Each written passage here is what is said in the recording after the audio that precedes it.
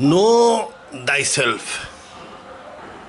আমি কই সক্রেটিস কইছে নো দাই সেলফ, নিজেকে চিনো। ততএব নিজেকে চিনতে হবে, আমি কিরা।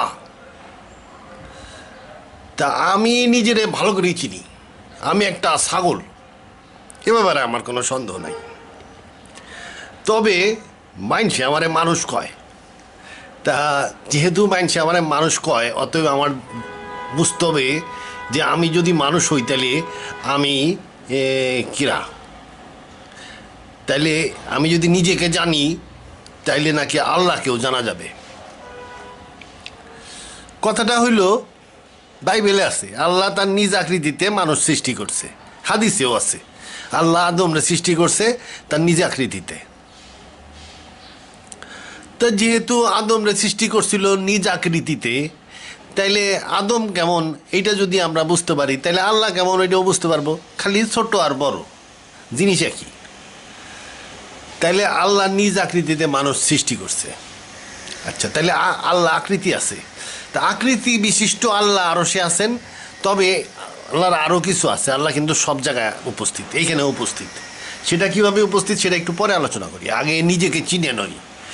আমি ছাগল হইলেও মানুষের মানুষের মতন একটা ছাগল। তা মানুষ, আমি মানুষ হিসাবে আমি কি? আচ্ছা, মানুষ হিসাবে আমি একটা শারীরিক দেহ। মোফাজ্জল ইসলাম বলবে যে এটা একটা বডি, হিউম্যান বডি। ডাক্তাররা এটা খুব ভালো বোঝে, ডাক্তাররা এটা। আমরা কি একটা মানুষকে কোত্থেকে হয়? এই জাইগোট থেকে হয়। জাইগোট থেকে বাড়তে বাড়তে বাড়তে 1 কোষ 2 কোষ এরকম বাড়তে বাড়তে প্রথমে 3 ইন না, প্রথমে তোরাবিন মানে জাইগোট, তারপরে নুতফাতিন মানে পানির ফোঁটা মানে ব্লাস্টোসাইটস, তারপরে আলাকাতিন মানে জোক ঝুলে থাকে ওভারিতে, তারপরে হলো মুদাগাতিন মানে চিউডলাম মানে প্রাইমার উঠা, হাত পাও বেরানো শুরু হইলো। তারপরে হইলো কি আল্লাহ এটারে আবার একটা ভিন্ন একদম মানুষের আকৃতি দান করে।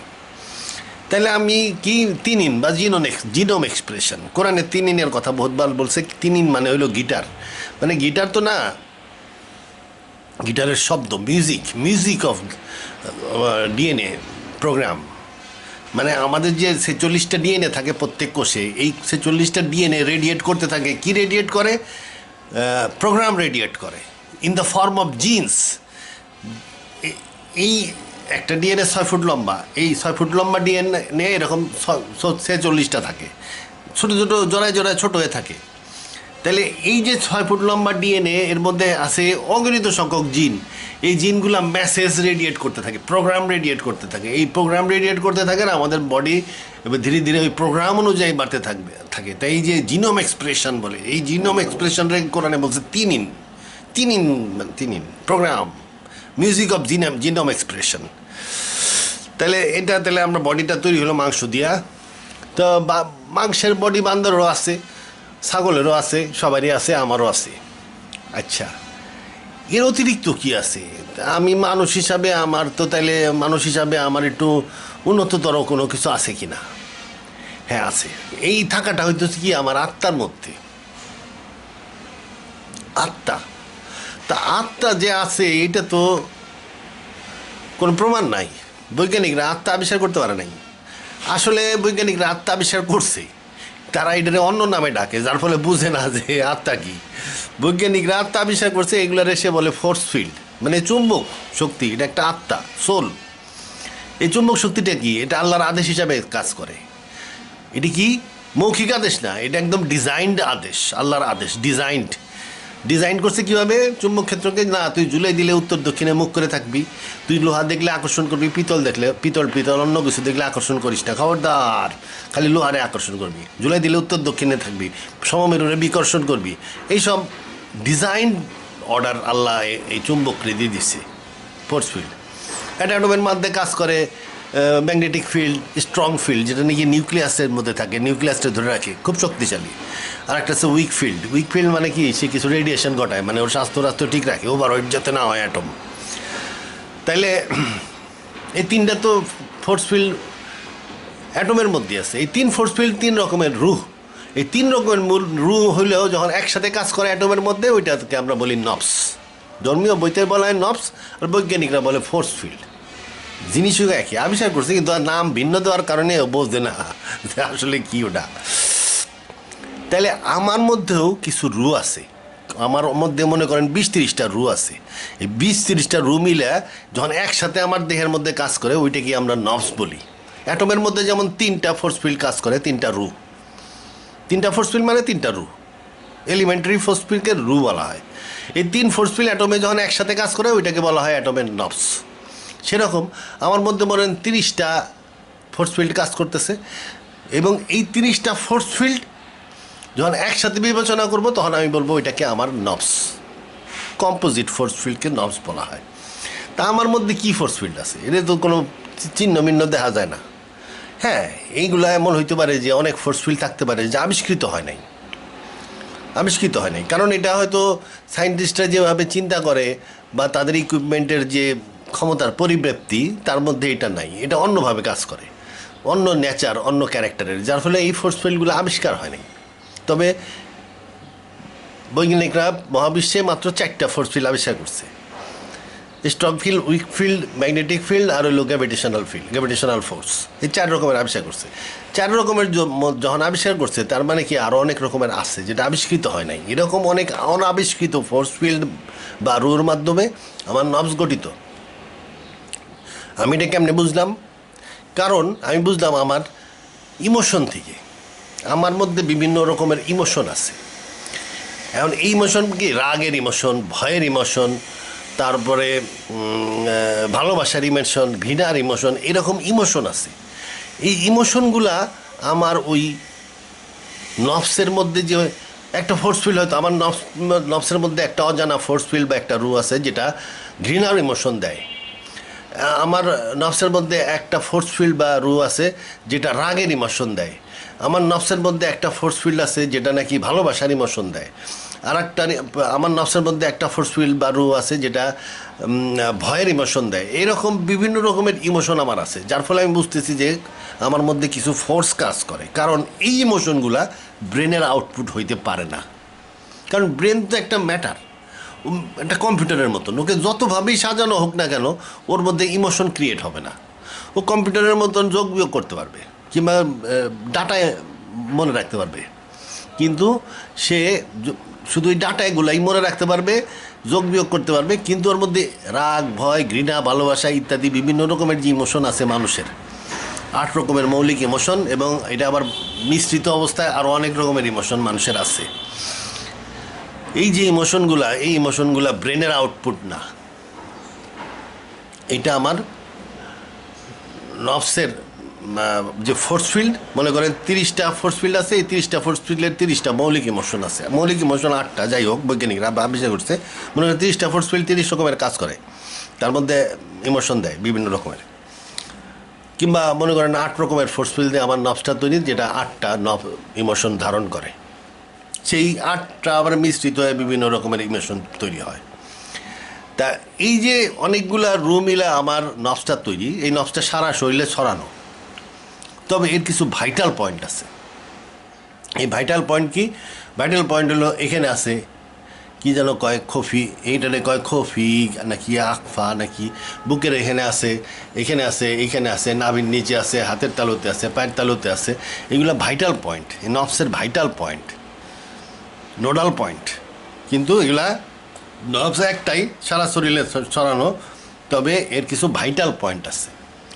তবে এর কোনো আবার ইমোশন যদি বেশি বাইরে যায়, মনে করেন একটা লোক খুব খারাপ দিকে চলাফেরা করে এবং খারাপের দিকেই তার আকর্ষণ বেশি, এবং সে এটাকে দমন করে নাই, এবং যার ফলে আস্তে আস্তে ওই খারাপ সাইডের যে ইমোশনগুলো এটা বাইরে গেছে, লোভ বাইরে গেছে।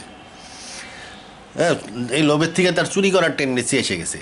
এটারে আবার ওই কোরআন শিবে বলছে নফসে আম্মারা, মানে খারাপ, তারপরে নফসে খবিসা, আসলে যেন কি মানে ওটার 3-4 রকমের ভাগ করছে। এটা নফসের এই যে রুগুলো আছে, সেই রুগুলার যে প্রাধান্য কোনোটার যদি বেড়ে যায় তখন ওইটাকে আমরা বিভিন্ন রকমের টাইপ করি। কিন্তু সব নফসেরই সব গুণাবলী থাকে, ভালো খারাপ বা মন্দ ইমোশন সব নফসেরই থাকে। আচ্ছা, তাহলে আমরা নফস বুঝলাম। তাহলে আল্লাহরও কিন্তু নফস আছে। যাই হোক, মানুষের নফস নিয়ে এখন আলোচনা করি, কারণ নো দাই সেলফ, নিজেকে আগে চিনতে হবে। এখন কথা হলো কি, এই নফসের মধ্যে একটা ইম্পর্টেন্ট জিনিস আছে। এই যে ফোর্স ফিল্ড বা রু মিলা, মনে করেন 20-30টা ফোর্স ফিল্ড বা রু, অজানা ফোর্স ফিল্ড যেগুলো এখন আবিষ্কৃত হয় নাই, যেগুলা অজানা ফোর্স ফিল্ড, এগুলা এখন আবিষ্কার হয় নাই, এগুলা এইসব রু, এগুলা ফোর্স ফিল্ড মানে রু একই জিনিস।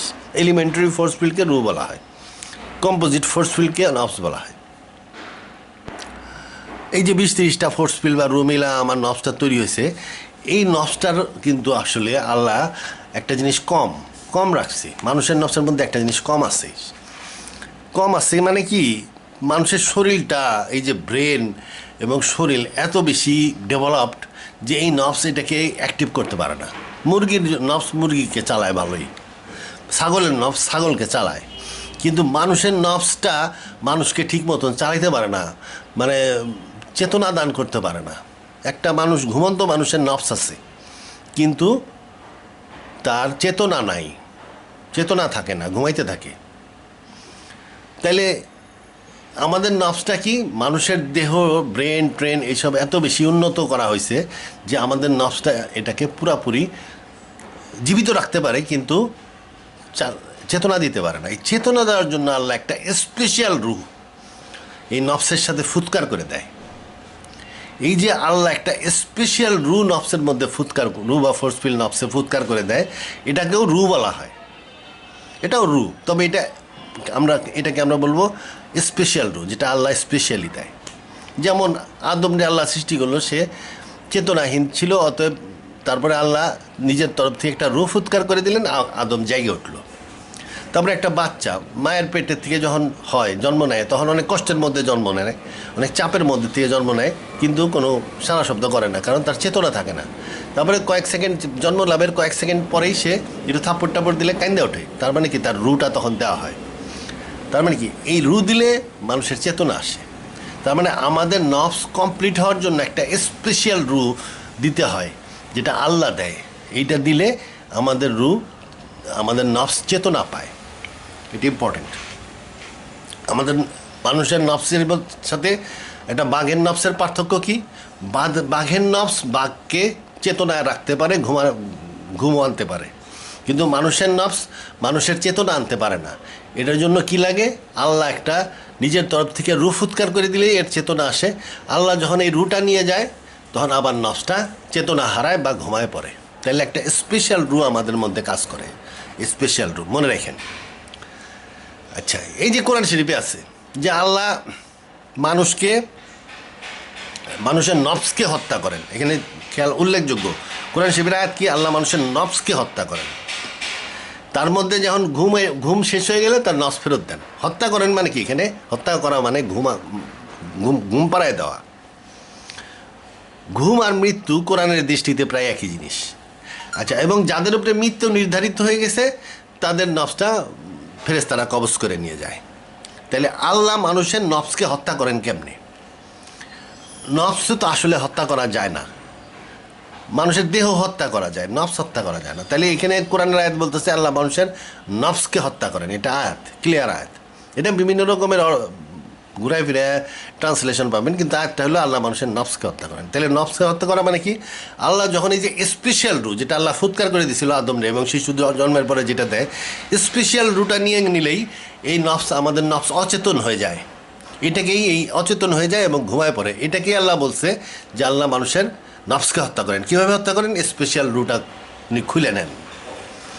আবার যাদের ঘুম হয়ে যায় তখন তাদেরকে একটা নির্দিষ্ট সময় পরে ফেরত দেন, এটাও আল্লাহ বলছেন। মানে ওই রুটাকে আবার ফেরত দিয়ে দিলেই তার আবার চেতনা এসে যায়।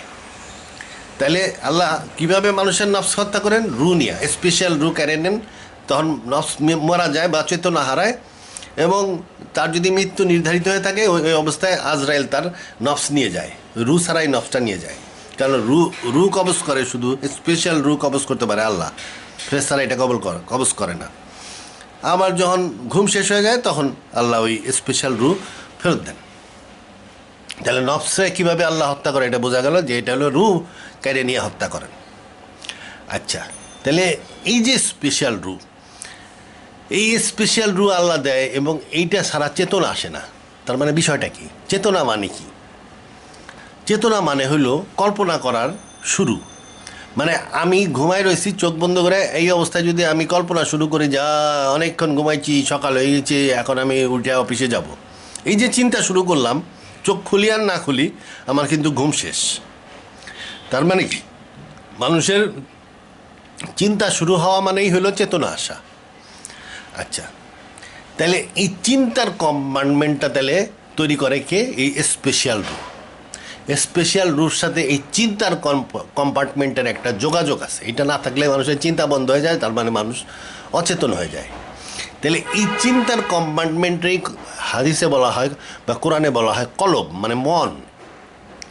এই সম্বন্ধে আরও কিছু হাদিস আছে যে না, কলবটা কোথায়? বুকের মাংসপেশিতে, বুকে। তাইলে ওই যে স্পেশাল রু আইসা আল্লাহ দিল, এটা সেটা কোথায়? বুকের মাংসপেশিতে। তাহলে বুকের মাংসপেশি,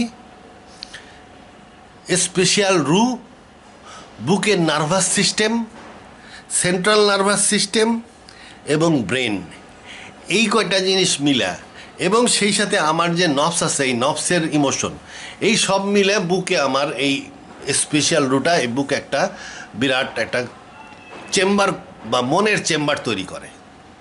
তাহলে এই মনের চেম্বার, যে স্পেশাল রুটা মনের চেম্বার ক্রিয়েট করলো, তৈরি করলো, তার মধ্যে আসতেছে কে কে?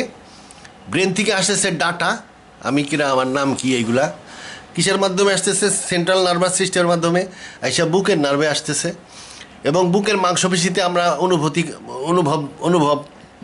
অনুভব করি, সুখ এবং দুঃখ বুকে অনুভব হয়। এবং আইসা এই যে স্পেশাল ফোর্স ফিল্ড বা স্পেশাল রুর মধ্যে এই চিন্তাটা আসলো, সেই সাথে নফসের যে বিভিন্ন রকমের ইমোশন মানে ভয়ের ইমোশন, মানে ঘুম থেকে উঠলাম, উঠে দেখলাম যে আমি একটা বাঘের খাঁচায় ঘুমাচ্ছি, সাথে সাথে ভয়ের ইমোশন বলল তাড়াতাড়ি ভাগো, এটা কল বাঘের খাঁচা, এটা তোমার গন্ডা। তাহলে এই যে একটা মনের চিন্তা তৈরি হলো, তাহলে কি হলো? ব্রেন, নার্ভাস সিস্টেম, বুকের মাংসপেশি এবং স্পেশাল রু, এই কয়েকটা জিনিস মিলে একটা ভার্চুয়াল ব্রেন তৈরি করে। এই ভার্চুয়াল ব্রেনটাকেই আমরা ভার্চুয়াল ব্রেন, এটা হলো ম্যাটেরিয়াল ব্রেন, ও হলো ভার্চুয়াল ব্রেন তৈরি করে। এই এই এই ফ্লাক্সটা, এই যে স্পেশাল রুট যে ফ্লাক্স, এই ফ্লাক্সের মধ্যে একটা ভার্চুয়াল ব্রেন তৈরি হয়। এই ভার্চুয়াল ব্রেনকে আমরা বলি মাইন্ড বা কলব, মন।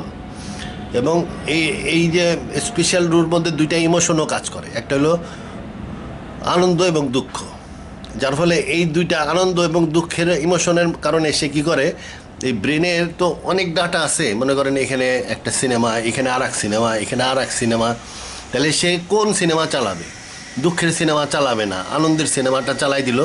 তাহলে আনন্দ অনুভূতির মাধ্যমে এবং দুঃখের অনুভূতির মাধ্যমে সে ব্রেনের কোন ভিডিও চালাবে সেটা এই রু নির্বাচন করে। ব্রেনে অনেক ডাটা আছে, কিন্তু মানুষের চিন্তাটা কী হবে সেটা নির্ধারণ করে এই রু। তাহলে স্পেশাল রুর কাজও বুঝলাম, যেটা মন তৈরি করে, মনের কম্পার্টমেন্ট বা কলব বা ভার্চুয়াল ব্রেন। তাহলে বুঝে গেছি। তাহলে আমি যেরকম একটা শারীরিক দেহ অ্যাটমের তৈরি, যেটা জিনোম এক্সপ্রেশনের মাধ্যমে আমার ডেভেলপমেন্ট হয়েছে, জিনোম এক্সপ্রেশন, আমি ছিলাম জাইগোট থেকে আমি এখন 100 ট্রিলিয়ন সেলের একটা মানুষ হয়ে গেছি। এখন এই যে আমি একটা মানুষ, ম্যাটেরিয়াল বডি, তার মধ্যে আছে আমার নার্ভস, ওর মধ্যে ওই নার্ভসে আমার বিভিন্ন রকমের রু বা ফোর্স ফিল্ড কাজ করে অনাবিষ্কৃত। আবার আছে আমার একটা স্পেশাল রু, যেটা আল্লাহ স্পেশালি ফুৎকার করে দিছে আমার জন্মের পরে, আমি যখন ব্যাগ করে কাঁদতে উঠছিলাম। আচ্ছা, এখনও ঘুমের সময় কাইটে নেয়, আবার ঘুম ভাঙলে ফেরত দেয়। আল্লাহ সবসময় এটা নিয়ে আসে, প্রিডিকশনের মধ্যে আছে। আল্লাহ বলছে কলবুল মুমিন আরশুল্লাহ, আল্লাহর কলব আমার ইচ্ছা ছাড়া তুমি চিন্তা করো না। এই যে ঘুমের পরে আল্লাহ আমার রুটা ফেরত দেয়, এই রু এসে আমার মনের কম্পার্টমেন্ট তৈরি করে। এই ফেরত দিলে এই যে আল্লাহ এটা সাইডে দিল তা না, ওই আঙুল ঢুকে রাখে। কলবেল মুমিন আরশুল্লাহ, মানে আল্লাহ মুমিনের কলবের মধ্যে আল্লাহ 2 আঙ্গুলের মধ্যে আঙুল, খালি যে রুটা দিয়ে দিয়েছিল ফেরত, ঘুমের শেষে রু ফেরত দিবে তা না, ওই আঙুলটা ওটার সাথে আটকানো আছে। ঘুম শেষ আবার ওই আঙুল দিয়ে কট করে টান দিয়ে নিয়ে যায়। আঙুল এটা আছে, হুদাহুদি খুলবো কে, খুললো, দেখা গেলো যে আঙুলটা খুলে নিয়ে হলো, রু দিয়ে আঙুল খুলে নিয়ে হলো, আমি এক জায়গায় গেলাম আর আমার আল্লাহ খুঁজে হইতেছে না, এমন হইতে পারে। এই জন্য ওই আঙুল আর খোলে না। তাইলে এই জন্য হাদিসে বলছে যে মুমিনের কলব আল্লাহর 2 আঙ্গুলের মধ্যে আছে। তার মানে কি রু দিয়ে আমরা যে চিন্তা ভাবনা যাই করি না কেন আল্লাহ হাতে হাতে জানিয়ে ফেলতেছে, আল্লাহর ইচ্ছা ছাড়া আমরা চিন্তা করি না। কলবুল মুমিন আরশুল্লাহ, মানুষের কলবে আরশ, মানে আরশ মানে কি হেডকোয়ার্টার, এখানে কাজ করে আল্লাহ। আরশ মানে কিন্তু বসার জায়গা না, হুজুরে কইব বসার জায়গা, কিন্তু বসার জায়গা না। আরশ মানে হইতেছে হেডকোয়ার্টার, অফিস। কুরসি হলো বসার জায়গা।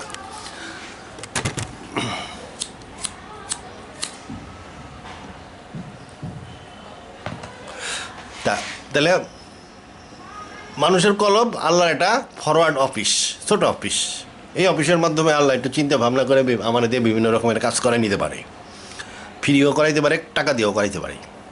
আচ্ছা, যাই হোক, মানুষ নো দাই সেলফ হয়ে গেল কোরআনের ভিত্তিতে, হাদিসের ভিত্তিতে, বাইবেলের ভিত্তিতে, বিভিন্ন রকমের ভিত্তিতে নো দাই সেলফ করে ফেললাম। সক্রেটিস কইছিল অনেকদিন আগে, এখন আমি এটা করে ফেললাম।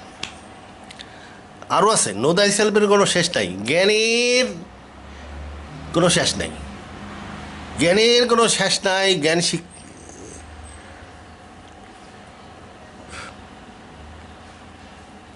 জ্ঞানের কোনো শেষ নাই, জ্ঞান শিক্ষা বৃথা দায়। এটা কিন্তু আসলেই প্রকৃত ভালো কথা। তো এই যে আমি জ্ঞানের কথা বললাম, কিন্তু জ্ঞানের কথা কিন্তু আরও অনেক আছে, আর কিছুই আমরা জানি না। কারণ ফাইনাল অ্যাসপেক্টে গেলেই আরও বিশাল বিশাল জ্ঞান বেরোবে। কেমনে গুলো রুগুলা কাজ করতেছে, কেমনে নফস হলো, কেমনে রু এসে অ্যাটাচড হলো, কেমনে ভার্চুয়াল ব্রেন তৈরি হলো, এর মধ্যে বিরাট নিটিগিটি বিরাট জ্ঞান বেড়ে যাবে। এবং যখন নিটিগিটি না জানলে কিন্তু এটার ব্যবহারিক প্রয়োগ করা যায় না। মোটামুটি জানলে কিন্তু ব্যবহারিক প্রয়োগ করা যায় না। আপনি যদি ইলেকট্রিশিয়ান, ভালো ইলেকট্রিশিয়ান না হন, আপনি জানেন যে তার এসে সুইচের মধ্যে ঢুকছে, কিন্তু আপনি ওটা সারাই পারবেন না। সারাইতে হইলে আপনার ভালো ইলেকট্রিশিয়ান হইতে হবে। লাল তার কোথায় যাবে, নীল তার কোথায় যাবে, কালা তারটা কোথায় যাবে, কেমনে করে লাগাইতে হবে, স্কচটেপ কেমনে লাগাইতে হবে, এগুলো ভালো মতন জানতে হবে। নিটিগিটি না জানলে কিন্তু কোনো কাম হবে না। আমরা যেটা জানি সেটা হলো ব্রড জানি। যখন নিটিগিটির মধ্যে যাব, প্রিসাইজ নলেজের মধ্যে যাব, সেই নলেজটা যাবে অনেক বড় এবং তার প্রয়োগিক জ্ঞান প্রয়োগ করা সম্ভব হবে তখন জ্ঞান।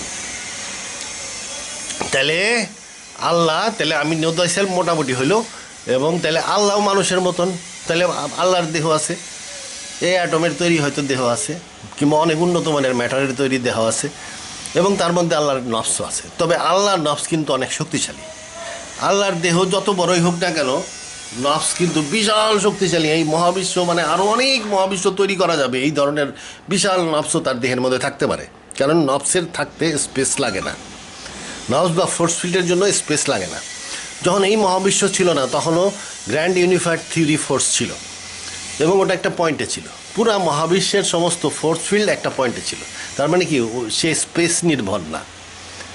তাহলে ফোর্স ফিল্ড বা নফস স্পেস নির্ভর না। অতএব আল্লাহর সাইজ যদি 60টা তো হয়, ওর মধ্যেই হাজার হাজার মহাবিশ্ব সৃষ্টি করার যে পাওয়ারওয়ালা বা পরিমাণ বা সৃষ্টি করার উপযুক্ত পরিমাণ নফস তার মধ্যে ওই ছোটো দেহের মধ্যেই থাকতে পারবে।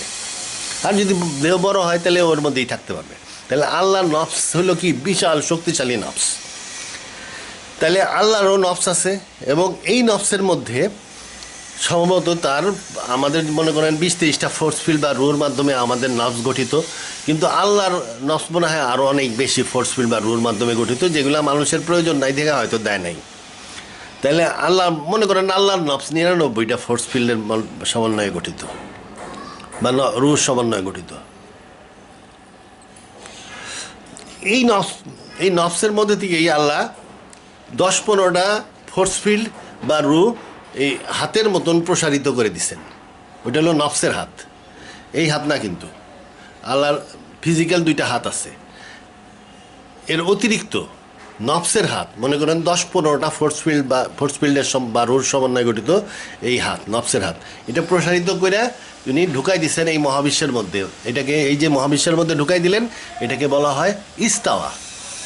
আল্লাহ ইস্তাওয়া করলেন, মহাবিশ্বে ইস্তাওয়া করলেন। প্রথমে আল্লাহ যখন সৃষ্টি করছিলেন, কোয়ান্টাম লেভেলে যে হিগস ফিল্ড বলে, আরও রকম কোয়ান্টাম লেভেলে যেসব ইলেকট্রন, নিউট্রিনো, কোয়ার্কস এগুলারে ধারণ করে বিভিন্ন ফিল্ডে, এই ফিল্ডগুলোও আল্লাহর নফসের হাত। এরপরে এই ফিল্ডেরগুলার মনে করেন 4টা ফিল্ডের মধ্যে আল্লাহ দিছেন, এবং ওর মধ্যে নফসিন ওয়াহিদাতিন ফুৎকার করে দিয়ে ওই নফসিন ওয়াহিদাতিনের মাধ্যমে ফান্ডামেন্টাল অ্যাটমিক সাবঅ্যাটমিক পার্টিকেলগুলো বানাইছেন, বানায়া অ্যাটমগুলো বানাইছেন, অ্যাটমের পরে ধোঁয়া তৈরি করছেন, ধোঁয়া তৈরি করার পরে আল্লাহ বলেন অতঃপর তিনি আসমানের প্রতি মন দিলেন, মানে তার হাতের মধ্যেই তো আসমান, এই পুরো আসমান তার মহাবিশ্ব তার হাতের মধ্যে, আল্লাহর নফসের হাতের মধ্যে পুরো মহাবিশ্ব, ওইটাই কোরআনে আসমান বলা হয়। তাহলে এই যে পুরো মহাবিশ্ব তার হাতের মধ্যে, ওই অতঃপর আল্লাহ আসমানের প্রতি মন দিলেন, তখন উহা ধোঁয়া ছিল। আল্লাহ বললেন যে ইস্তাওয়া করলেন, অতঃপর আল্লাহ আসমানে ইস্তাওয়া করলেন, তখন ওর মধ্যে ধোঁয়া ছিল। আল্লাহ বললেন আসো ইচ্ছায় কি অনিচ্ছায়, তার মানে কি এখন ইস্তাওয়াটা হলো আর একটা ফোর্স ফিল্ড দিয়া, সেই ফোর্স ফিল্ডটাকে আমরা বলি মধ্যাকর্ষণ শক্তি। আসো ইচ্ছায় কি অনিচ্ছায় মানে মধ্যাকর্ষণ শক্তি ধোঁয়াকে আকর্ষণ করা শুরু করলো।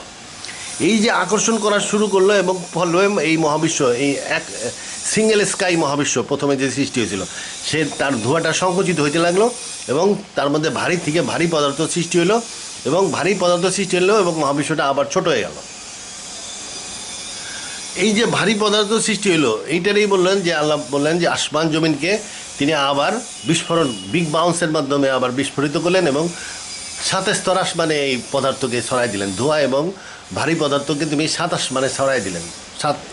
7 আসমান মানে 7 layers of space, 7 expanding layers of space, spherical layers of space. এই 7 আসমানে এই ধোঁয়া এবং জমিনকে ছড়াই দিলেন যাতে মহাবিশ্ব ব্যালেন্সড হইতে এক্সপানশন হয়। তাইলে আল্লাহর হাতের মধ্যে মহাবিশ্ব, নফসের হাতে, এই জন্য আল্লাহ সব জায়গায় আছে, এইখানেও আল্লাহর নফসের হাত আছে। এই নফসের হাতের মধ্যে বিভিন্ন রকমের ফোর্স ফিল্ড কাজ করে। এই যে আমাদের রুটা ঘুমাইলে নেয় না, আবার ঘুম শেষ হলে ফেরত দেয়, এই যে এই কাম সবসময় করার তালেই আছে, এর জন্য তার একটা ফোর্স ফিল্ড কাজ করতেছে, বা হাতের একটা ফোর্স ফিল্ড নিয়োজিত আছে, যে মানুষের ঘুমাইলে ওটা বাইর করে নেয়, আবার ঘুম ভাঙলে ফেরত দেয়। তাহলে এর বিভিন্ন রকমের ফোর্স ফিল্ড আল্লাহ এই মহাবিশ্বে নিয়োগ করছেন, এই জন্য আল্লাহ সব জায়গায় আছেন। আবার আল্লাহ আকৃতি বিশিষ্ট আল্লাহ আরশে আছে। আচ্ছা, এই মহাবিশ্বের মধ্যে মূল আলোচনা হইল সময়। তাইলে সময় এবং চেতনা, এই মহাবিশ্বটা বিগ বাউন্সের পরের থেকে এই যে 7 স্তর আসমানে সাজাই দিয়েছেন, এরপর থেকে প্রচণ্ড বেগে সম্প্রসারিত হচ্ছে।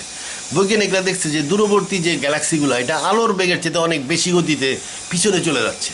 এদিকের গ্যালাক্সিগুলো পিছিয়ে চলে যাচ্ছে, এদিকের গ্যালাক্সিগুলো পিছিয়ে চলে যাচ্ছে, এদিকের গ্যালাক্সিগুলো পিছিয়ে চলে যাচ্ছে। তারপরে শুধু গ্যালাক্সিগুলো যে পিছিয়ে যাচ্ছে, মহাবিশ্ব সম্প্রসারিত হচ্ছে তাই না, এই যে গ্যালাক্সিগুলো ঘুরতেছে, এই যে সূর্য গ্যালাক্সির চারদিকে ঘুরতেছে, প্রায় 220 মিলিয়ন বছরের একবার পুরা গ্যালাক্সি ঘুরে আসে, প্রচণ্ড গতিতে সে মিল্কি ওয়ে গ্যালাক্সির চারদিকে ঘুরতেছে সূর্য, পুরা সৌরজগৎ। এই সৌরজগৎ ঘুরতেছে, এই সূর্যকে ফলো করে আবার পৃথিবী ঘুরতে ঘুরতে আগাচ্ছে।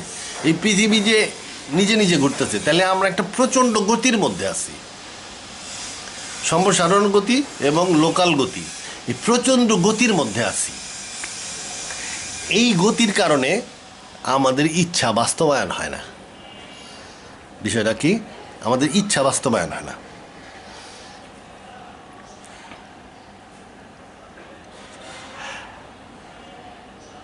সব কিছু সময়ের মধ্যে বাধা হয়ে গেছে। সময়ের এই প্রচণ্ড গতিতে মহাবিশ্ব সম্প্রসারিত হচ্ছে। এটা কি? এই সম্প্রসারিত হচ্ছে এই ডাইরেকশন অফ টাইম, এইটা একটা সময়ের একটা দিক নির্দেশ করে। এটাকে বলে অ্যাস্ট্রোনমিক্যাল অ্যারো অফ টাইম, যেদিকে মহাবিশ্ব সম্প্রসারিত হচ্ছে। এই যে অ্যাস্ট্রোনমিক্যাল অ্যারো অফ টাইম বৈজ্ঞানিকরা বলে, এর সাথে সাথে আর একটা হলো কি থার্মোডাইনামিক অ্যারো অফ টাইম। যতই মহাবিশ্ব সম্প্রসারিত হচ্ছে ততই জিনিসপত্র বিশৃঙ্খলা বাড়তেছে, এন্ট্রপি বাড়তেছে, মানে সব কিছু ছড়াই যাইতেছে। সূর্যের মধ্যে শক্তিটা একটা শৃঙ্খলায় আবদ্ধ, সেটা বিকিরণ হচ্ছে, তার মানে কি এন্ট্রপি বাড়তেছে। তাহলে থার্মোডাইনামিক অ্যারো অফ টাইম, এটা এন্ট্রপি বাড়তেছে। আর কি সাইকোলজিক্যাল অ্যারো অফ টাইম, আমরা অতীতকে স্মরণ করি, ভবিষ্যৎকে স্মরণ করতে পারতেছি না। তাইলে এই যে অ্যারো অফ টাইম, এই সময়ের গতিধারা, এই সময়ের সাথে পুরা ইউনিভার্স, মহাবিশ্ব সম্প্রসারণ, সূর্যের গতি, পৃথিবীর গতি, এবং পৃথিবীর মধ্যে যে মানুষ আছে তাদের চলাফেরা, প্রত্যেক জীবজন্তুর চলাফেরা, সব কিছু সময়ের মধ্যে আবদ্ধ হয়ে গেছে। এখন এই সময়ের মধ্যে আবদ্ধ হয়ে যাওয়ার মধ্যে হয়েছে কি, এই সময়টাকে বৈজ্ঞানিকরা কিন্তু আবার বলবে যে ডাইমেনশন অফ স্পেস।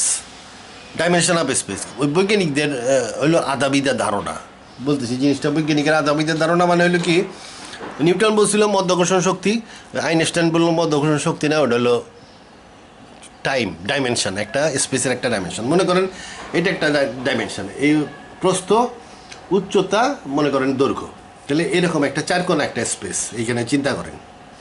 তাহলে এইখান থেকে যদি আমি একটা রাইফেল ফায়ার করি, এই গুলিটা এখান থেকে এই পর্যন্ত যাইতে লাগে মনে করেন 1 সেকেন্ড, 1 সেকেন্ড। এখানে গুলিটা ফায়ার করলে এখানে যায় 1 সেকেন্ডে। কিন্তু এইখানে গুলিটা যদি আমি ফায়ার করি এই জায়গাটায়, তাহলে এইখান থেকে এখানে যাইতে লাগে মনে করেন 2 সেকেন্ড। তাহলে এইখানে যাইতে লাগে 2 সেকেন্ড আর এইখানে যাইতে লাগে 1 সেকেন্ড। তাহলে কারণ কি? তাহলে কারণ বলতে হবে যে এই জায়গাটায় স্পেস, এখানে 1 সেকেন্ড লাগতেছে, তার মানে স্পেস হালকা, আর এখানে স্পেসটাই ঘন। আমি এখানে যে বাতাস টাতাস এইসব ফ্রিকে ধরলাম না, কিন্তু মনে করেন একেবারে খালি স্পেস, বাতাস নাই। তাহলে এখানে ধরতে হবে স্পেসটা এখানে ঘন, এখানে হালকা। তাহলে এখানে ঘন হলেও কেন? তার মানে কি স্পেসের ফেব্রিকটা এখানে যায় বেশি রকম বেঁকে গেছে আর কি, বেঁকে ঘন হয়ে গেছে এই জায়গাটায়।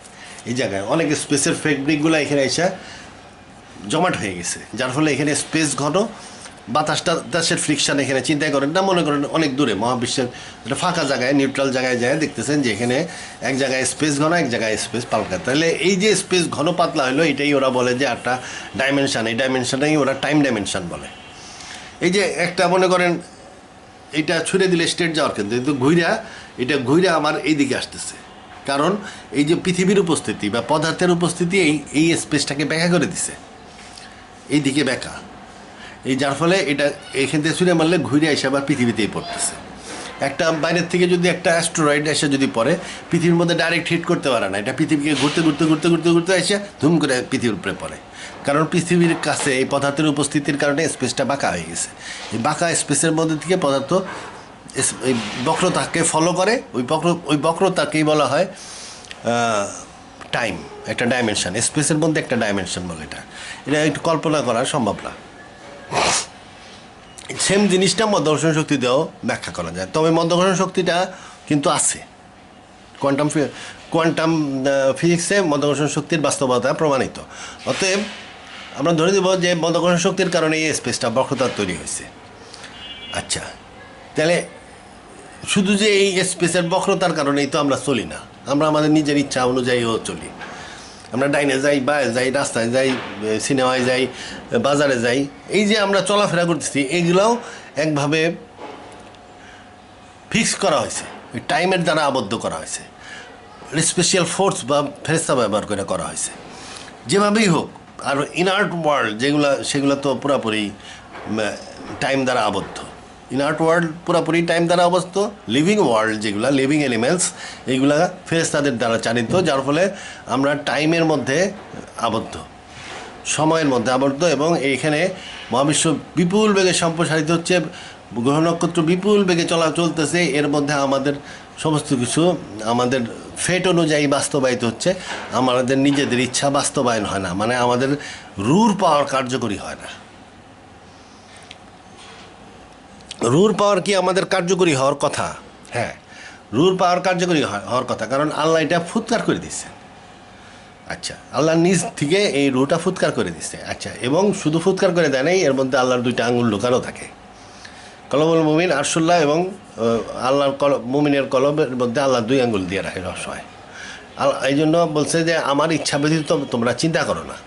তাহলে আমার যে এখন ইচ্ছা হইতেছে এই যে সিগারেটের প্যাকেট এখানে ভাসতে থাকুক, ইচ্ছা করতেছি যে এই সিগারেটের প্যাকেটটা এখানে ভাসতে থাকুক, কিন্তু সিগারেটের প্যাকেটটা এখানে ভাসতে থাকে না, সে সময় দ্বারা আবদ্ধ। সময়টা কি? সে সময়টাকে টাইনা নিচে নামাই ফেলবে ছেড়ে দেওয়ার সাথে সাথে। তাহলে এই যে সময় দ্বারা আবদ্ধ হয়ে গেছে, আমার ইচ্ছা বাস্তবায়ন হচ্ছে না, কারণ এটা মহাবিশ্বটা একটা গতির মধ্যে আছে এবং একটা ফিক্সড অ্যারোজ অফ টাইমের দ্বারা পরিচালিত হচ্ছে। এখানে সব কিছু ফেট দ্বারা নির্ধারিত, এবং এই মহাবিশ্বর ডিজাইনই এরকম, চিরদিনই এরকম থাকবে।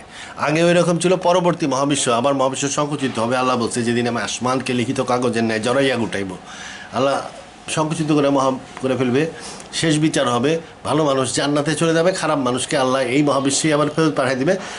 খারাপ মানুষরা 1000 মাইল লম্বা হবে, বিরাট মোটা চামড়া হবে, এবং তারা বিভিন্ন গ্যালাক্সিতে ছড়ায় যাবে। এরা এই মহাবিশ্বে আল্লাহর প্রতিনিধি হিসাবে, ভুলে যাওয়া প্রতিনিধি হিসাবে বিরাজিত হবে। তবে তখনও কিন্তু তাদের ইচ্ছা কার্যকরী হবে না।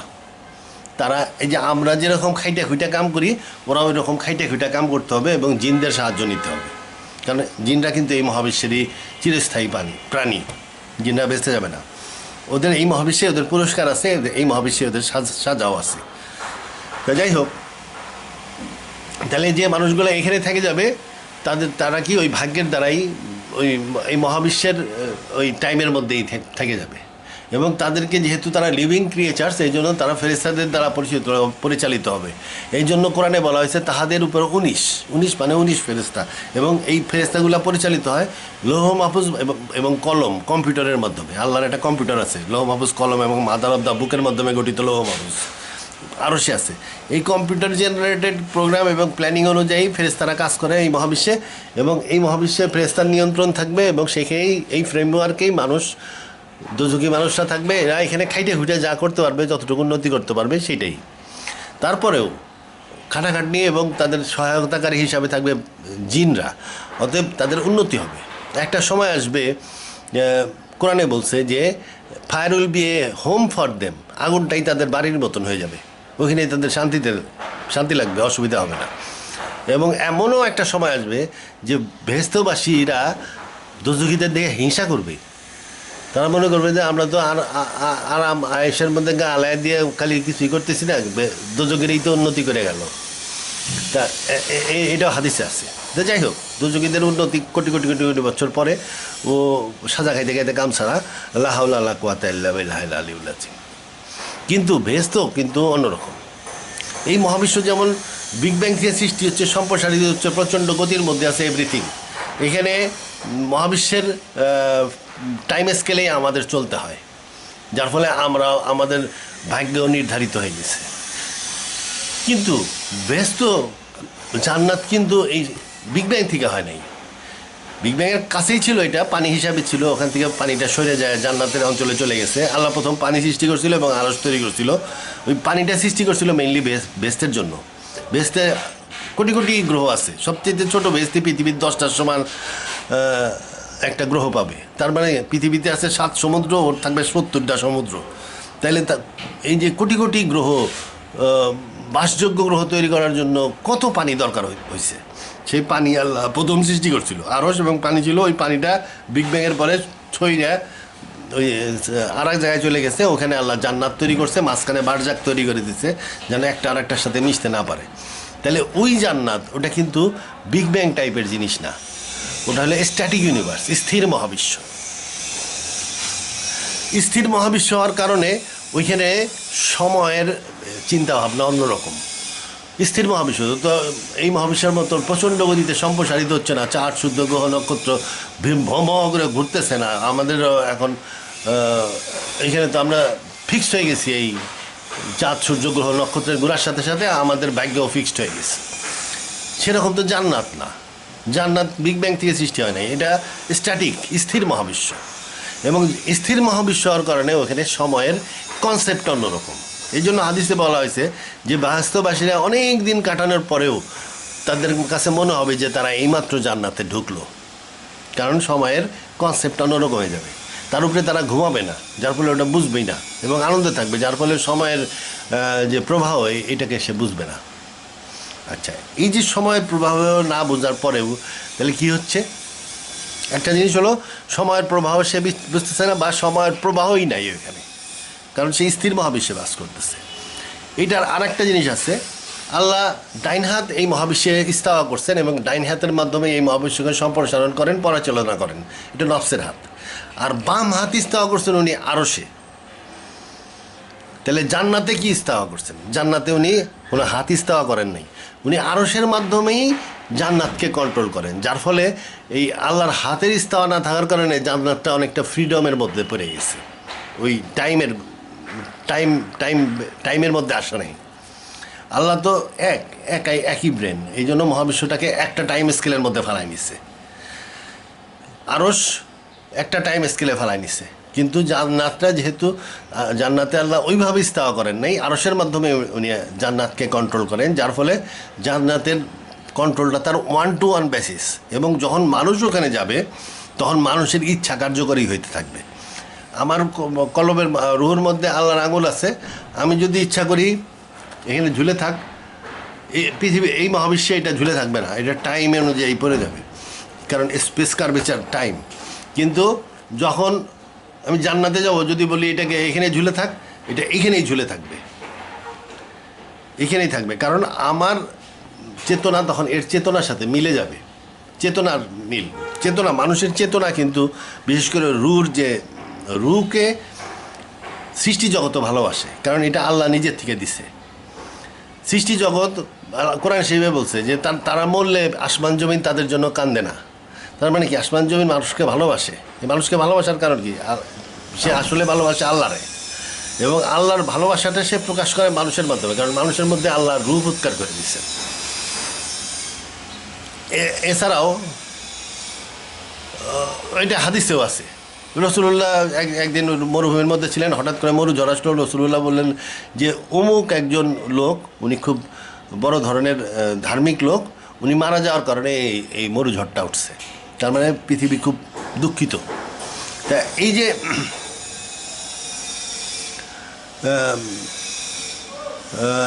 যে পৃথিবী মানুষের জন্য হয়তো দুঃখ প্রকাশ করে, কিন্তু সে আমাদের রুর চেতনা অনুযায়ী কাজ করতে পারে না, কারণ সে টাইমে আবদ্ধ। কিন্তু জান্নাতে একটা মানুষ যে এলাকায় যাবে, মনে করেন তার সব ছোটো বেস্তি, তার পৃথিবীর 10টার সমান এলাকা দেওয়া হয়েছে, তার এলাকায় তার রু বা এবং নফসকে ওই 10টার সমান যে গ্রহণ যে পাইছে, এটা তার নফস এবং রুহকে ভালোবাসবে, এবং ফ্রিকোয়েন্সি এক থাকবে, যার ফলে সে যেটা চিন্তা করবে, গাছের ফল খাওয়ার চিন্তা করলে গাছের ডাল বেঁকা হয়ে এসে তার মুখের কাছে ফল চলে আসবে। নদীকে যদি বলে এই পাশ থেকে ওই পাশে চলে যাও, সে ওই পাশ থেকে ওই পাশে চলে যাবে, কারণ তার রুর সাথে তার চেতনার সাথে, কনসাসের সাথে ওই যে 10 পৃথিবীর সমান যে গ্রহটা, তার চেতনা একই হয়ে যাবে। মানুষের চেতনা কিন্তু বস্তু জগতে প্রভাব ফেলে। যেমন এটা পরীক্ষার দ্বারা প্রমাণ করা হয়েছে যে ডুয়েল স্লিট টেস্ট, একটা ইলেকট্রন যদি একটা জায়গা থেকে বের হয়, সেটা তরঙ্গের আকারে চলতে থাকে, কিন্তু যদি তাকে দেখার চেষ্টা করা হয় ইলেকট্রনটাকে, তখন সে ওটা কণা আকারে চলতে থাকে। কারণ কি, ওই ইলেকট্রনটা তখন বুঝে যে কোনো একটা মানুষ তাকে দেখার চেষ্টা করতেছে, অতএব সে কণা হয়ে যায়। কণা না হলে তো দেখতে পারবে না, অতএব সে কণা হয়ে থাকে। তার মানে কি, মানুষের চেতনা অনুযায়ী সে ইলেকট্রন সাড়া দিচ্ছে। এটা কোয়ান্টাম লেভেলে হয়, কিন্তু বড় লেভেলে এটা হইতে পারে না, কারণ এটা টাইম দ্বারা আবদ্ধ, এটার সাথে গ্র্যাভিটেশনাল ফোর্স বা টাইম স্পেসের বক্রতা অত্যাধিক পাওয়ারফুল, যার ফলে সে আমি ইচ্ছা করা সত্ত্বেও সে ভাসতে পারতেছে না, বাইসে থাকতে পারতেছে না। কিন্তু এটা ওই জান্নাতির জন্য এটা বাস্তবিকভাবেই হবে, এবং তাকে যে আল্লাহ যে 10টা গ্রহের সমান এলাকা দিবে, সে সেটাকে ভালোবাসবে, এবং ওই গ্রহেতে সে যা ইচ্ছা করবে তাই হবে। এই জন্য এই ভালোবাসার কারণেই হবে বড় বেস্তিদেরকে দেখলেও তাদের হিংসা লাগবে না। যেমন আমার বাড়ি মানিকগঞ্জ, হরিরামপুর, হুগলাকান্দি গ্রামে। ওই গ্রামে আমার একটা ছোটো বাড়ি আছে, আমার পৈতৃক বাড়ি, ভিটা। ওইটাকে আমি ভালোবাসি। ওর বদলে যদি আপনি আমারে ওই যে ইস্তাম্বুলের ওই বসফরাস প্রণালীর পাশেও যদি একটা বিল্ডিং দেন, আমি এটার বদলে নিব না। আমি বললাম যে হ্যাঁ, আমারে ওই ইস্তাম্বুলের প্লটটা দিয়ে দাও বসফরাস প্রণালীর পাশে, কিন্তু এই গ্রামের এই বাড়িটা ছাড়া যাবে না, কারণ এই গ্রামের আমি এই বাড়িটাকে ভালোবাসি। তাইলে এই ভালোবাসার কারণেই একটা বড় উঁচা লেভেলের বেহেশতেবাসীকে দেখলেও তার খারাপ লাগবে না, কারণ সে তার নিজের এলাকাকে ভালোবাসে। ওইটা তার মাতৃভূমির মতন হয়ে যাবে তখন, কারণ সেটা তো আল্লাহ থেকে পারমানেন্টলি চিরস্থায়ীভাবে দিয়ে দিছে। এই জন্য ওর প্রতি মায়া এবং ভালোবাসা থাকবে, যার ফলে একটা পৃথিবীর 10টার সমান এলাকা পাইছে যে বেহেশতি, খুব গরিব বেহেশতি, তার তেমন কিছুই নাই। হঠাৎ করে দেখলো যে বিশাল এক বিরাট বেহেশতি, মানে মনে করেন এক সাহাবি লেভেলের বেহেশতি, বিশাল প্লেন বিশাল জাঁকজমকের মাধ্যমে যাইতেছে, কিন্তু তার ওইটা মোটেই খারাপ লাগবে না, কারণ আমি যখন বাড়িতে দেশে মানিকগঞ্জে আমি যখন আমার গ্রামের বাড়িতে খাড়ায় থাকি, সামনে দিয়ে রোলস রয়েস গাড়ি গেলেও আমার খারাপ লাগে না। কারণ কারণ ওই মার্সিডিজ বেঞ্জ বা রোলস রয়েস BMW যাই যাক না কেন, আমার কাছে তখন মনে হয় যে বেটা কী কষ্ট করতেছে, কোনে জিনিস যাইতেছে কাইটা কুইটা, আমি বাড়িতে বসে রয়েছি আরামে, বাড়ি বসে বসে সিগারেট খাই আর দেখি হালার বেটা কষ্ট করে যাইতেছি, BMW চালায় ঢাকা শহরে যায়, গরম লাগবে না, কত কষ্ট। এটা যাই হোক, এটা কি এই ভালোবাসার কারণে, যার ফলে ব্যক্তিদের মধ্যে ওই দুঃখটা থাকবে না। কারণ আল্লাহ যেটা দিবে সে পারমানেন্টলি পেয়ে যাচ্ছে এবং ওইটার সাথে ফ্রিকোয়েন্সি মিলে যাচ্ছে এবং সেইখানের যে পশু পাখি তার সাথে কথা বলবে। আচ্ছা, মুরগি কথা বলবে, হাঁসে কথা বলবে, প্যাক প্যাক কেমন আছেন যার। আচ্ছা, যাই হোক, তো এখন এই যে বেস্তি বড় বেস্ত নিয়ে কিন্তু আবার একটু প্রবলেম আছে। বেস্ত নিয়ে প্রবলেম আছে কি, বেস্ত দুই প্রকার কোরআন অনুযায়ী। এখন হাদিস থেকে আমরা ব্যস্ত পড়ে উল্টাপাল্টা আইডিয়া করলে তো হবে না। রসুল্লাহ ঘুরে আইসে, রসুল্লাহরে VIP 5 স্টার ব্যস্ত দেখাইছে। উনি কইছে গেল মাল হুরবরি বিরাট বিরাট খাওয়া নিয়ে ঘুরবো, এগুলা হইতেছে কি 5 স্টার ব্যস্তের কথা উনি কইছে। কিন্তু আমাদের কোরআন থেকে এক্স্যাক্ট পয়েন্টটা তো জানতে হবে। এটা আগেও এক ভিডিওতে কইছিলাম, আমি আরেকটা দেখাচ্ছি, এক্স্যাক্ট ভিডিওটা দেখায়নি। এই যে এক্স্যাক্ট জিনিসটা আমাদেরকে না জানলে কিন্তু ওই যে হাদিস থেকে মনে করেন ব্যস্ত জানলেন, মনে করেন আয় হ্যাঁ রে আমার কই জিনিস, এই যে এখানে অ্যান্ড দ্য ফোরমোস্ট মানে খুব উঁচা বেস্তি, এই যে ফোরমোস্ট অ্যান্ড দোজ ফোরমোস্ট মানে উঁচা বেস্তি, সাহাবী লেভেলের বেস্তি, উইল বি ফোরমোস্ট, তারা তো আগেই যাবে। This will be those nearest two god মানে আল্লাহর নিকটবর্তী লোক হবে তারা, তার মানে খুব উঁচা বেস্তে থাকবে আরশের কাছাকাছি। গার্ডেন্স অফ ব্লিস মানে এটা গার্ডেন্স অফ ব্লিস মনে হয় ফেরদাউস নাকি এটা, যাই হোক, কিংবা নাইমিন। A number of people from those of the old মানে অতীতকালের বেশি লোক, and a few from the latter times মানে এই জামানার অল্প কিছু লোক ওই এই দলে। এই যে অগ্রবর্তী দল, এই অগ্রবর্তী দলে কি থাকবে, আগেকার দিনের লোক বেশি থাকবে আর বর্তমান যুগের লোক থাকবে কম, এটা কোরআনের আয়াত। তারপরে কি বলছে, থর্নস এনক্রাস্টেড মানে সিংহাসন থাকবে, খোদাই করা সিংহাসন। আর কি থাকবে, reclining on them facing each other মানে আরাম করে ওখানে ডেলান দিয়ে বসে থাকবে, ফেসিং ইচ আদার। তারপরে round about them will youths perpetual তার চারপাশে গিলমানরা ঘুরতে থাকবে অর্ডার পাওয়ার জন্য, মানে বয় কাজ টাজ করে দেওয়ার জন্য, খাওয়া টাওয়া এনে দেওয়ার জন্য, তাহলে গিলমান থাকবে।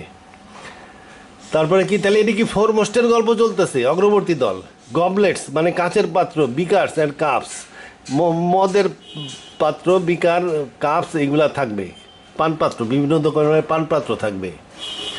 এবং এই যে মদ খাইলেও কোনো ইনটক্সিকেশন হবে না, ওই যে হ্যাংওভার হবে না সকালবেলা। অ্যান্ড উইথ ফ্রুটস ফল থাকবে, ফ্লেশ অফ ফাউল পাখির মাংস থাকবে। কম্পেনিয়ান্স with beautiful big and লাস্টারাস I সুন্দর মেয়েরা থাকবে যাদের বড় এবং চোখ থাকবে। আচ্ছা, এই মেয়েগুলা দেখতে কেমন হবে, যেমন পার্লস মুক্তার মতন, ওয়েল গার্ডেড পার্লসের মতন, রিয়ার্ড for the deeds of their past মানে পৃথিবীতে যে যারা কাজ করে আসছে তার জন্য পুরস্কার। আচ্ছা, তাদের মুখে একই কথা, খালি পিচ। তাইলে এই যে জিনিসপত্র, এই কাছের খাওয়ার জিনিস, তারপরে ফল, পাখির মাংস, বয় খাওয়া এনে দিবে, সাথে মেয়েরা থাকবে, এগুলো কাদের জন্য, এটা হলো ফরমোস্ট আল্লাদের জন্য, যারা অগ্রবর্তী লোক জান্নাতি, এবং এরা অধিকাংশই আদিকালের লোক, বর্তমান যুগের লোক খুব কম। আচ্ছা, আর এই বর্তমান যুগের লোক তাদের কি, the companions of the right ডান দিকের লোক। আচ্ছা, they will be companions of the right hand, এরা এইটাই হলো এই যুগের লোক, এটার এই পার্টিতে বেশি। অ্যামং দ্য লোট্রি ট্রি মানে বড়ই গাছের মধ্যে, বড়ই গাছের বাগান। অ্যামং দ্য টল ট্রি লম্বা গাছের বাগান, তাই বড়ই গাছের বাগান, লম্বা গাছের বাগান। শেড লং এক্সটেন্ডেড, আচ্ছা লম্বা গাছ হলে তো ছায়া তো হবেই। লম্বা ছায়াযুক্ত এলাকা, ওয়াটার ফ্লোয়িং মানে নদী থাকবে অনেক, ফ্রুটস ইন অ্যাবান্ডান্স, তো এত গাছ থাকলে তো অনেক ফল থাকবো, পয়সা থাকবো। আচ্ছা, সিজনস নট লিমিটেড মানে 12 মাসই ফল। থর্নস রেইজড হাই, বসার জায়গাও থাকবে। And special creation virgin pure, এবং হুরপরি থাকবে। তাইলে বিলাভড ইকুয়াল ইন এজ, তা এই হইল সাধারণ বেস্তি। তাহলে কি সাধারণ বেস্তির জন্য 10টা পৃথিবীর সমান এলাকা, ওর মধ্যে থাকবে বড়ই গাছের বাগান, লম্বা গাছের বাগান, ঝর্ণা, প্রচুর ফল ফলারি, আর হইলো পাখির মাংসের কথা উল্লেখ নাই, তার মানে পাখি খাইতে হইলে শিকার করে খাওয়া লাগবো। আর মাছও উল্লেখ নাই, মাছ হইলো এই নদী থেকে ধরে খাওয়া লাগবো। আর ওই যে ভার্জিন পিওর, এই জঙ্গলে বড় হওয়া মহিলা ইয়া কোন জঙ্গলি হয় আল্লাহ জানে। তাই এই ভার্জিন পিওর এগুলো হলো সাধারণ ব্যক্তিদের জন্য, মানে আপনাকে একটা পৃথিবীর 10টার সমান একটা বিরাট বড় গ্রহে নিয়ে ছাইড়ে দিবে আর কি। ওখানে যাই দেখবেন বড়ই গাছের বাগান, লম্বা গাছের বাগান, অনেক ছায়া আছে, অনেক নদী ঝর্ণা আছে, আর ওই জঙ্গলে মঙ্গলে খুঁজলে কিছু মহিলাও পাইবেন। আচ্ছা, যাই হোক, আর ওই যে 5 স্টার হোটেল, ওগুলো ওই যে বয় বাবুর্চি আইসা আপনার ঘুরে ঘুরে খাওয়া পরিদর্শন করবে, ওটা হলো অগ্রবর্তী লোকের জন্য, ওর সংখ্যা এই জমানায় খুব কম। তা ব্যস্ত নিয়ে আবার ডাউট করেন না। আর দুযুগে গেলে তো আগুনে পড়া লাগবো, ওখানে বাইসে থাকার জন্য যে কোনো একটা ব্যস্ত তৈরি হয়, আল্লাহ আল্লাহ জানে ভালো। যাই হোক, মূল কথা, ইচ্ছা ছিল সময় এবং আমাদের যে রুহের ক্ষমতা বিস্তার, এটা এই মহাবিশ্বে সম্ভব না, জানাতে গেলে এটা সম্ভব হবে। এরপরেও কথা থেকে